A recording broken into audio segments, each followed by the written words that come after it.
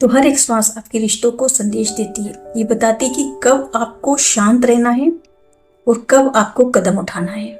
ये हम कर सकते हैं अपने स्वर विज्ञान को, श्वासों के विज्ञान को जानकर।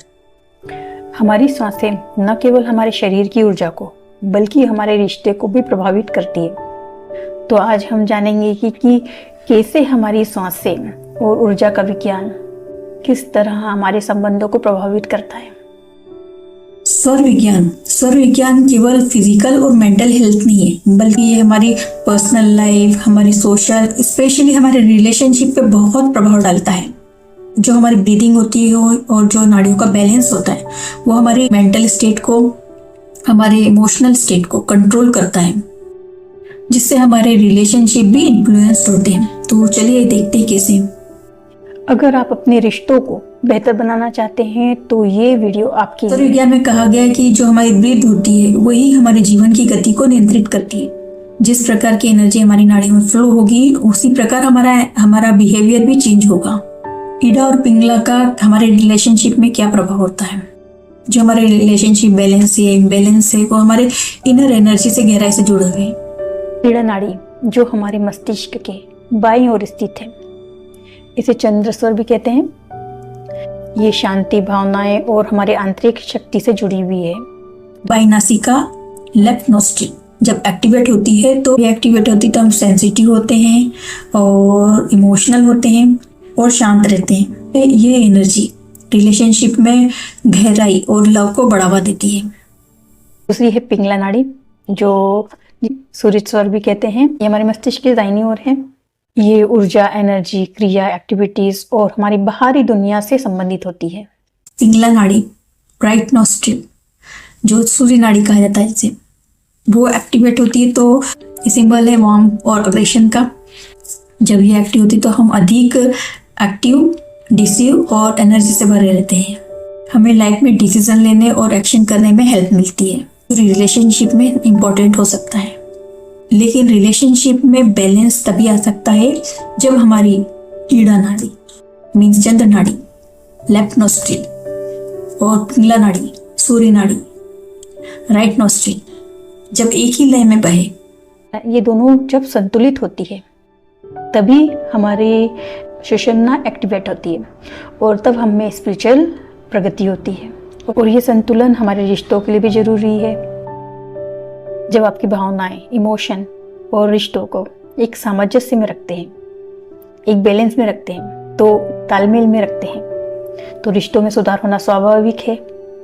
जब भी हमारे रिलेशनशिप में प्रॉब्लम है तो समझ लीजिए कि ये नाड़ियां इम्बैलेंस हैं, ये ठीक एक लय में नहीं बह रही है।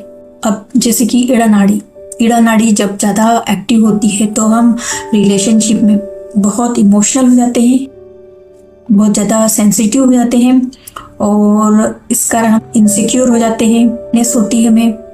तो ये ईड़म नाड़ी ज़्यादा एक्टिव होती है। तो अब देखिए, अगर हम भावुक हो जाते हैं, जब हमारी चंद्र नाड़ी बहुत एक्टिवेट होती है, आवश्यकता से ज़्यादा एक्टिवेट होती है, तो क्या होता है, हमारी भावनाओं पे हमारा कंट्रोल नहीं होता है, उसमें बहते जाते हैं।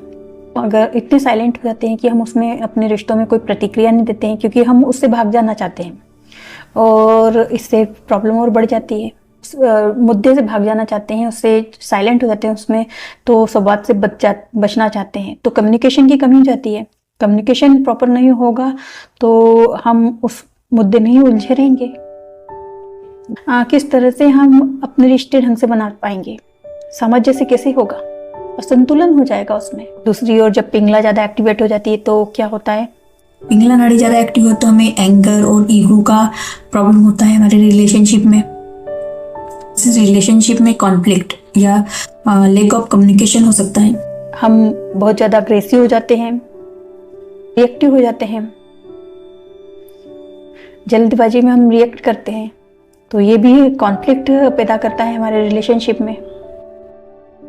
बिना सोचे विचारे कुछ भी बोल देते हैं, कुछ भी रिएक्ट कर देते हैं। तो ये पिंगला नाड़ी के अग्रसर होने पे अब बहुत ज़्यादा एक्टिव हो जाती है, ओवर एक्टिव हो जाती है, तो इस तरह से रिएक्शन होता है। तो हम गलत निर्णय ले सकते हैं, हमारी स्थिति और हमारे रिश्ते बहुत जटिल हो जाते हैं, तो इस विज्ञान के अनुसार रिलेशनशिप में बैलेंस लाने के लिए पहचानना बहुत जरूरी है। उसे पहचान कर उसे कंट्रोल करना जरूरी है। इसको बैलेंस में कैसे लाएं? तो इसको बैलेंस में लाने का, जैसे आप या आपका पार्टनर रिलेशनशिप में इमोशनल हो रहा है तो आप सूर्य नाड़ी को एक्टिवेट करें, मीन्स राइट नॉस्ट्रिल को। आपकी या आपके पार्टनर की एनर्जी या लॉजिकल थिंकिंग बढ़ेगी। रिलेशनशिप के चैलेंजेस क्लैरिटी से देख सकेंगे। तो उसके लिए आप अपनी राइट नॉस्ट्रिल को एक्टिवेट करें। अगर आप फील करें कि आपकी लाइफ में टेंशन या फिर कॉन्फ्लिक्ट बढ़ रहा है तो मीन्स आप जो चंद्र नाड़ी है उसे एक्टिवेट करें, जिससे रिलेशनशिप में पीस और अंडरस्टैंडिंग बढ़ेगी। इस नाड़ी स्तर से हम अपनी नाड़ियों को पहचान कर कि कहाँ कब कौन सी नाड़ियों को एक्टिवेट करना है, रिलेशनशिप में किस तरह से हम उसका उपयोग करना है। अगर हम इसे जानेंगे तो इसका बेहतर उपयोग कर सकेंगे।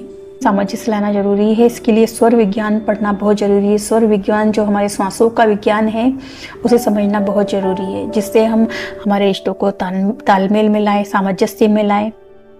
तो बेहतर हमने जाना कि किस तरह श्वास जो स्वर विज्ञान केवल शारीरिक और ऊर्जा का विज्ञान नहीं है। ये हमारी सांसों का ही विज्ञान नहीं है, सांसों से ही नहीं जुड़ा है, बल्कि ये हमारे जीवन के हर एक पहलू, स्पेशली हम रिश्तों में देखें तो उससे भी जुड़ा हुआ है, उसको भी तालमेल में लाता है। ये जब आप सांसों को समझ पाएंगे तभी अपने रिश्तों को अच्छी तरह समझ पाएंगे और उसको तालमेल में ला पाएंगे। अगर आपको ये वीडियो अच्छा लगा है तो आप इसे लाइक कीजिए, शेयर कीजिए और हमारे इस चैनल को सब्सक्राइब कीजिए, ताकि मैं इस तरह की जानकारी और लेकर आऊँ आपके सामने। तो अगले वीडियो में हम स्वर विज्ञान की ही जो श्वासों का विज्ञान है उसके अलग पहलुओं में क्या इफेक्ट होता है उसके बारे में बात करेंगे। तब तक अपनी श्वासों के प्रति आप जागरूक रहें और अपने रिश्तों में प्रेम और मधुरता लाएं। धन्यवाद।